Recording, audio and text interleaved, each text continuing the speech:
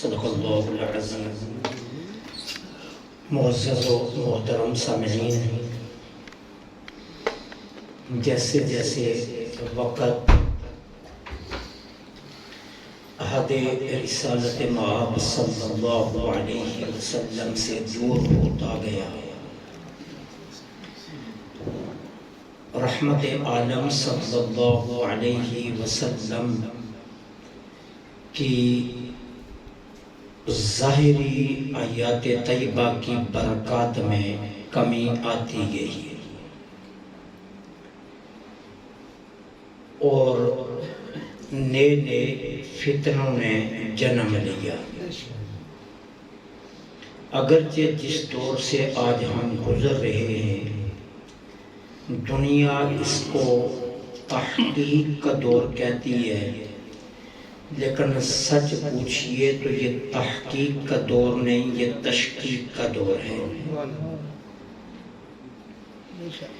ہر ایک چیز کے اندر شک پیدا کر دیا گیا ہے،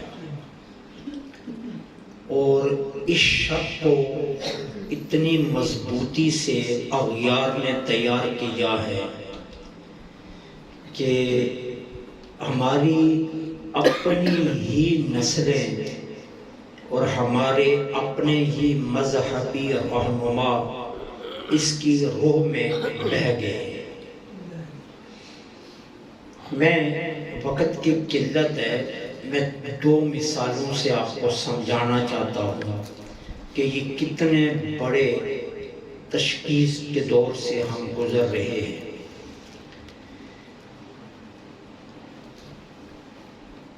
سیدنا حضرت بلال رضی اللہ تعالی عنہ نے اذان نہیں دی تو فجر نہیں ہوئی۔ اولوں نے اس کو اتنا پڑھا، شعراء نے اس پر اتنا لکھا، ارباب منبر نے اس کو اتنا بیان کیا کہ زبان زد خاص و عام ہو گیا کہ یہ حدیث ہے، حالانکہ دور تک اس کا کوئی تصور ہی نہیں ہے۔ حضرت بلال رضی اللہ تعالی عنہ کی زبان مبارک میں لکنت تھی، وہ اشہدو کو السہدو پڑھتے تھے، دور تک اس کا کوئی تعلق ہی نہیں۔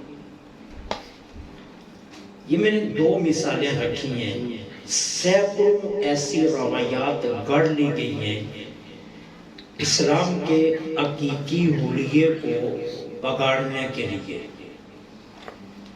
اور اب سوشل میڈیا کے ذریعے اس قدر شکوک و شبہات پیدا کیے جا رہے ہیں کہ ہماری نئی نسل رفتہ رفتہ اسلام سے تیزی کے ساتھ دور ہو رہی ہے۔ اب سوال یہ ہے کہ اس کے آگے بند کیسے باندھا جائے،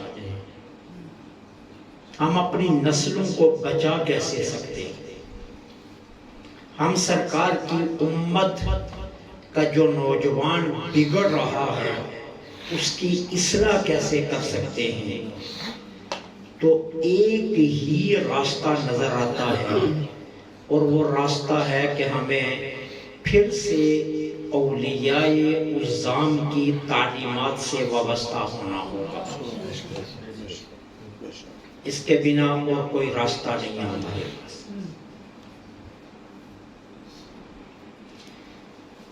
جب راجو فضا میں اڑ رہا تھا، جب دودھ نہ دینے والوں کی بھینسوں کے تھنوں میں خون آتا، جب ملمہ سازی اس قدر بڑھ چکی تھی کہ جادو کے ذریعے ہوا پر کنٹرول کیا جا رہا تھا، جب اسلام کے حقیقی چہرے کو مسخ کیا جا رہا تھا، تو قدرت نے اسلام کا آئینہ صاف کرنے کے لیے سرزمین ہندوستان میں علی بن عثمان اجمیری کو بھیجا.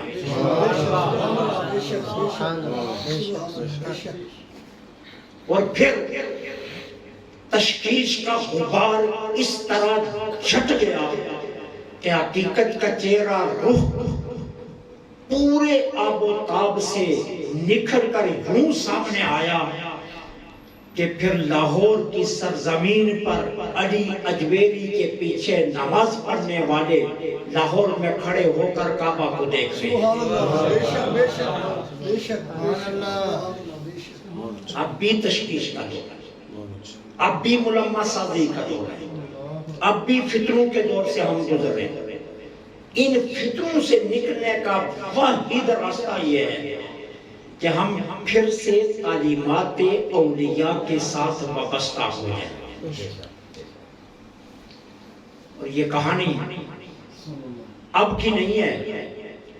جب ابلیس کو اللہ نے اپنی بارگاہ سے دھتکارا بے ادبی پر, تو اس نے قسم اٹھا کر کہا تھا فَبِعِزَّتِكَ لَأُغْوِيَنَّهُمْ أَجْمَعِينَ.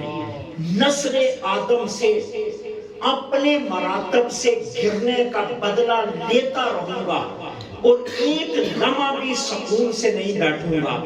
جہاں سے بھی مجھے وار کا موقع ملا میں اپنا وار چلاؤں گا, اور اس کا مقصد کے لیے میں اپنا سب کچھ قربان کر دوں گا, لیکن نسل آدم کو ہدایت کی راہ پر نہیں رہنے دوں گا قائم.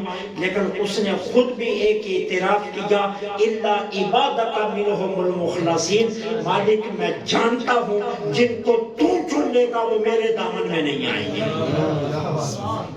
الا عبادک منہم المخلصین, جن کو تو چن لے گا, جن کو تو منتخب کر لے گا, جنہیں تو بچا لے گا, وہ میرے دامن فریب میں نہیں آ سکے.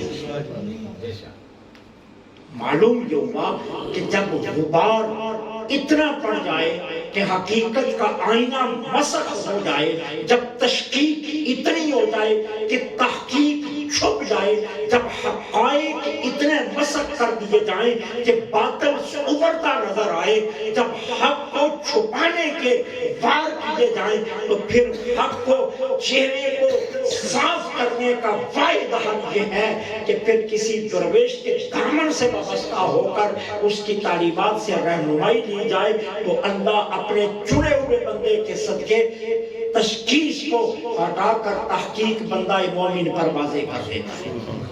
تو ضرورت اب پھر ہے کہ ہم اپنی اولادوں کو اولیاء سے وابستہ کریں, ان کی تعلیمات سے وابستہ کریں, اور جتنی دیر تک یہ کام ہم نہیں کریں گے اتنی دیر تک ہم کچھ نہیں کر سکتے. یورپ کو اسلامو فوبیا تو نظر آتا ہے, یورپ کو ہمارے اعمال تو نظر آتے ہیں, کیا یورپ کو اپنی بے حیائی نظر نہیں آتی؟ یورپ کے میں کدے اہل یورپ کو نظر نہیں آتے, جہاں اہل مغرب کو اپنی گرتی تہذیب نظر نہیں آتی.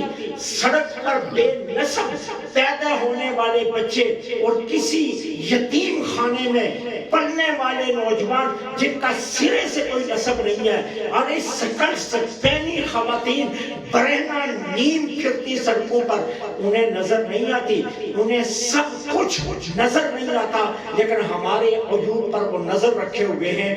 کیوں نظر رکھے ہوئے ہیں؟ کہ وہ حقیقت کے آئینے کو مسخ کرنا چاہتے ہیں, اور اپنے عیوب کو چھپانے کے لیے ہماری حقیقت کو تشخیص میں ڈالنا چاہتے ہیں. اب ضرورت اس امر کی ہے کہ ہم اپنی حقیقت کو اتنے واضح کر دیں کہ انہیں اپنے عیوب نظر آئیں, ہمارے عیوب نظر نہ آئیں. کیوں کہ تعلیمات صوفیہ یہ ہے کہ اذا اراد اللہ بعبد خیرا بصرہ بعیوب نفسہ, جب اللہ کسی بندے پر خیر کا ارادہ فرماتا ہے, جب کسی بندے پر اللہ بہلائی کا ارادہ فرماتا ہے, تو سب سے پہلا کام کیا کرتا ہے؟ اس بندے کو وہ بصارت دیتا ہے کہ اسے لوگوں کے نہیں اپنے عیب نظر آنے شروع ہو جاتے ہیں. یہ تعلیمات صوفیہ کا یہ اصول ہے کہ اللہ وہ بصارت اسے عطا کرتا ہے کہ اسے لوگوں کے عیب نہیں، اسے اپنے عیب نظر آنے شروع ہو جاتے ہیں۔ صاحبوں، جب اپنے عیب نظر آنا شروع ہو جائیں تو پھر سمجھو کہ اللہ نے بہلائی کا ارادہ فرما لیا ہے، اللہ نے خیر کا ارادہ فرما لیا ہے۔ اب جب اللہ خیر کا ارادہ فرما لے تو پھر کوئی تمہیں گرا نہیں سکتا۔ اس لیے تشخیص کے اس دور میں اولیاء اعظام کی ذاتوں سے اپنے آپ کو جوڑ لو گے تو تحقیق تمہارے سامنے آ جائے گی۔ آخری بات عرض کرتا ہوں، سیدی داداری اجمیری علیہ الرحمہ کشف المحجوب میں خود تحریر فرماتے ہیں جن دنوں روحانیت کی مناظر رک گئی، میں ملک شام کا مسافر تھا تو مجھے راہ میں پتہ چلا کہ ایک درویشوں کا ڈیرا ہے، کہتے ہیں میں وہاں اقتصاد فیض کے لیے چلا گیا۔ وہ درویش بالا خانے میں رہتے تھے، میں نیچے بیٹھ گیا۔ اب کیا ہوا، جب انہوں نے دیکھا پھٹے پرانے کپڑوں والا ایک درویش اور آ گیا ہے اس آستانے پر اور وہ نیچے بیٹھا ہے، تو اوپر بیٹھے درویشوں نے مجھے آزمانے کے لیے بالا خانے پر خربوزے کھا کھا کر چھلکے مجھے مارنا شروع کر دیے۔ پہلے پہل تو مجھے جلال آیا کہ یہ عمدہ لباس پہنے، اتنی عمدہ غذا کھاتے ہوئے یہ مجھے ٹارگٹ کر رہے ہیں، مجھے چھلکے مار رہے ہیں۔ لیکن اگلے ہی لمحے اندر سے آواز آئی، علی اجمیری یہی تو تیرا امتحان ہے، یہی تو تیری آزمائش ہے، یہی تو دیکھنا ہے کہ تم اپنے نفس کو کتنا قابو رکھتا ہے، یہی تو دیکھنا ہے کہ صبر کی دنیا تیرے لیے کتنی ہے، اور یہی تو دیکھنا ہے کہ تم اپنے من کو کتنا مارتا ہے۔ کہتے ہیں جب میں چھلکے کھا کھا کر وہ مار کر تھک گئے، لیکن میں نے کوئی بات نہ کی۔ پھر وہ درویش اپنے بالا خانے میں چلے گئے، میں وہاں سے اٹھا تو سیدنا حضرت بلال رضی اللہ تعالیٰ عنہ کے مزار پر انوار پر شام میں پہنچ گیا۔ ابھی جا کر بیٹھا، اونگ آئی، حضرت بلال خواب میں آئے اور کہا علی اجمیری مبارک کو، چھلکوں کی ضربیں برداشت کرنے سے اللہ نے تیری روحانیت کی ساری منزلیں طے کروا دی ہیں، اللہ نے تیری روحانیت کی ساری منزلیں طے کروا دی ہیں۔ تو جب انسان کو اپنے عیوب نظر آنے شروع ہو جائیں تو پھر وہ اپنی اصلاح کی فکر کرتا ہے۔ اس لیے ہمیں تشخیص سے نکل کر تحقیق کی طرف جانے کے لیے اولیاء کی تعلیمات سے وابستہ ہونا پڑے گا۔